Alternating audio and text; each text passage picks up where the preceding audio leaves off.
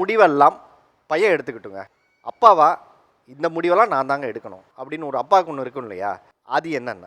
என் ஆசை என்ன தெரியுங்களா, என்ன மாதிரி சீக்கிரம் மேரேஜ்லாம் பண்ணாது, நல்லா படித்து நல்லா நீ சொன்ன இதில் கார் இல்லை கார் வாங்க, உன்னால் முடிஞ்ச ஒரு சின்ன நல்ல வீடு நீ எல்லாம் வாழ்க்கையில் செட்டில் பண்ணிட்டு மேரேஜ் மட்டும் அப்புறம் பண்ணு. அவங்ககிட்ட 10 வயசில் சைன் வாங்கினேன் நான், சீக்கிரம் கல்யாணம் பண்ணக்கூடாது, நான் கல்யாணம் பண்ணி எழுதி கொடுத்துறேன், அந்த பேப்பரை வீட்டில் வச்சுக்கிறேன். இல்லை 10 வயசுல உனக்கு அப்படி என்னென்ன தெரியுமா? தெரிஞ்சா கையில் தெரியாது.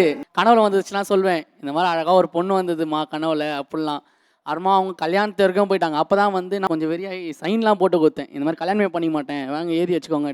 அவர் இன்னும் கூட அதை மறக்காமல் பீரோவில் வச்சுட்டு இருக்காரு. இல்லை அந்த முடிவு தொடருதா இல்லை அதில் மாற்றம் இருக்கான்னு? இல்லை அது அவர் சொன்ன மாதிரி செட்டில் ஆகிட்டு தான் கல்யாணம் பண்ணோம். சார் 10 வயசுல கனவுல ஒரு கேரளா பொண்ணு வந்துன்னு சொன்னான். 10 வயசுல கனவுல கேரளா பொண்ணு?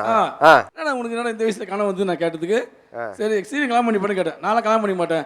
சரி அப்படின்னா அந்த கல்யாணம் பண்ணி முடியாது தரேன், நான் எழுதி தரேன்னு சொல்லிட்டு அவன் சைன் போட்டான். நான் எழுதி வச்சேன், அவன் சைன் பண்ணான். 10 வயசுல கேரளா பொண்ணு உனக்கு ஞாபகம் வந்திருக்கு வந்து பார்த்தியா கனவுல? அவரோட பிளட்டு அதால் அப்படி தான் இருக்கும். அவர் சின்ன வயசுல அப்போ எவ்வளோ லவ் பண்ணியிருப்பாரு. ஆமாண்டா, அதுதான் என் பிளட் எனக்கு தெரியும். என்னை பற்றி உனக்கு தெரியும். என்ன அம்மா பார்ப்பாங்க, பார்த்து வச்சுக்கோ. அம்மா பார்க்கட்டேன்டா, அதாவது நீ கஷ்டப்படக்கூடாதுன்னு சொல்லிட்டுதான் நீ நல்லா செட்டில் ஆகிட்டு கல்யாணம் பண்ணி சொல்கிறது. நாளைக்கு அவங்க பசங்க அந்த ஆசைப்படுவானுங்களே, நான் எங்கள் அப்பா அம்மாவுக்கு நல்லா பணக்கார பசங்களாக பிறந்திருக்கணும்னு ஆசைப்பட்டேனே, நாளைக்கு என் பேரன் பசங்க ஆசைப்படுவாங்கல்ல. உங்கள் பேர பசங்க கஷ்டப்படுவாங்க எங்ககிட்ட சொல்கிறீங்க, நீங்கள் அது கொஞ்சம் சேர்த்து வச்சிருக்கலாம்ல, கொஞ்சம் யோசிச்சு.